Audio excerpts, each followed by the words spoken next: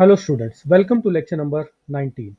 Topic for today's session is continuous flow, that is mass flow production. I Dr. Rohan Prabhakar Devale welcome you all. This is online lecture series for the subject operations and supply chain management.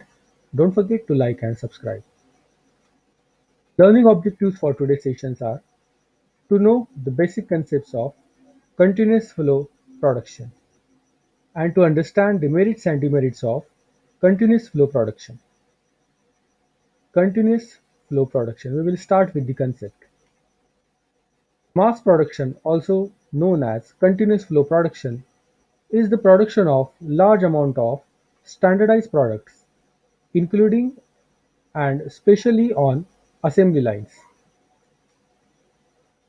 The concept of mass production are applied to various kinds of products, from fluids and particulates handled in bulk, such as food, fuel, chemical, etc., to discrete solid parts, such as fasteners.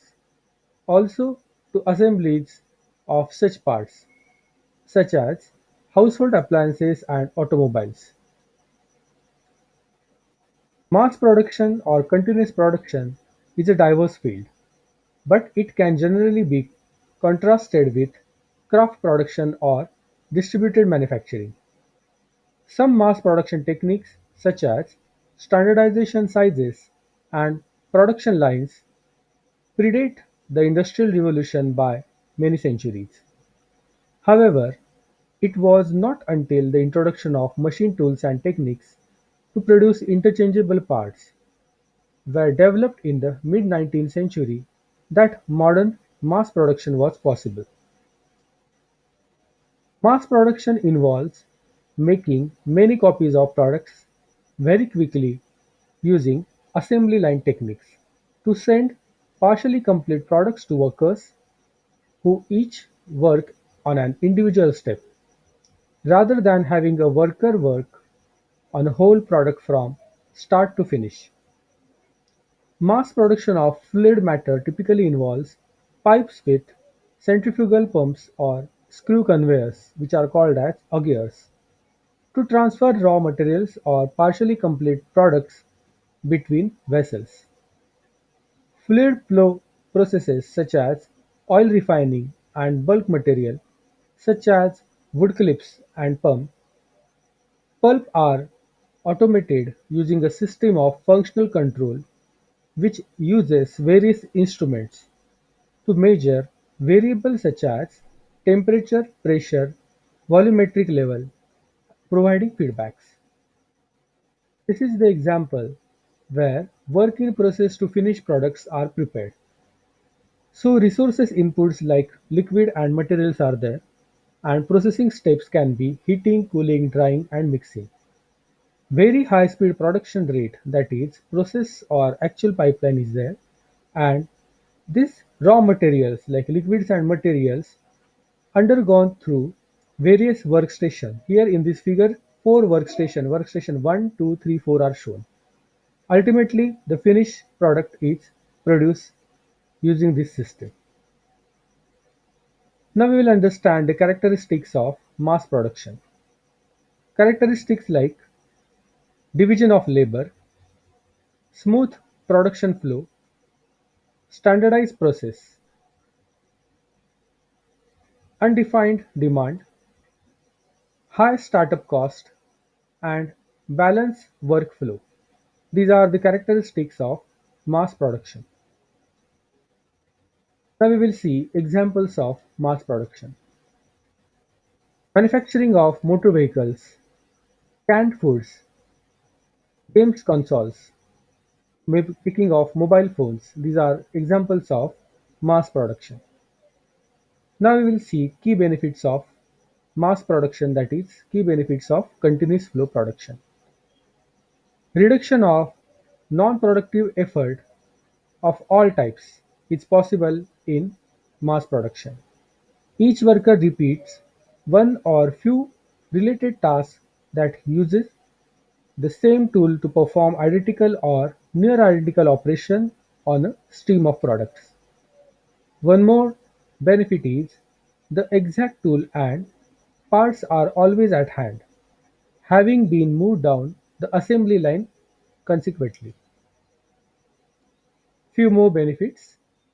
The worker spend little or no time retrieving and preparing materials and tools, and so the time taken to manufacture a product using mass production is comparatively shorter. The probability of human error and variation is also reduced. In mass production, a reduction in labor cost as well as increased rate of production enables a company to produce a larger quantity of products. After the benefits, now we will understand key disadvantages of mass production, that is continuous flow production. So the key disadvantages are: it is difficult to alter a design or production process after a production line is implemented. All products produced on one production line will be identical or very similar, and introducing variety to satisfy individual tests is not easy in case of mass production. However, some variety can be achieved by applying different finishes and decorations at the end of the production line if it is necessary. We will continue with the disadvantages. The starter cost of the machineries can be expensive, so the producer must be sure it sells, and producers will lose a lot of money. Tremendous affordable output, but was not very good at responding to demand of variety. Customization or design changes are not that much flexible or feasible in case of continuous flow production. Customization production is not possible or it is extremely difficult in case of continuous flow production, that is key disadvantage. Now we can take example of job production, batch production and continuous flow production. Just look at this figure and refer my previous videos of job production and batch production, then you will understand various examples of job, batch and flow production.